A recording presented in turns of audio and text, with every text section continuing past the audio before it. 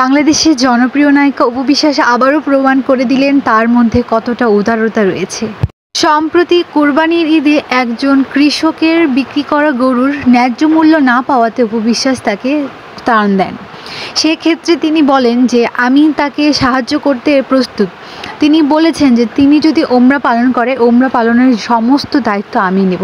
সে কৃষক অনেক খুশি হয়েছেন এবং সে গরুর ন্যায্য মূল্য পেয়েছেন। নকল টাকার পরিবর্তে সে আসল টাকা ফিরে পেয়েছে।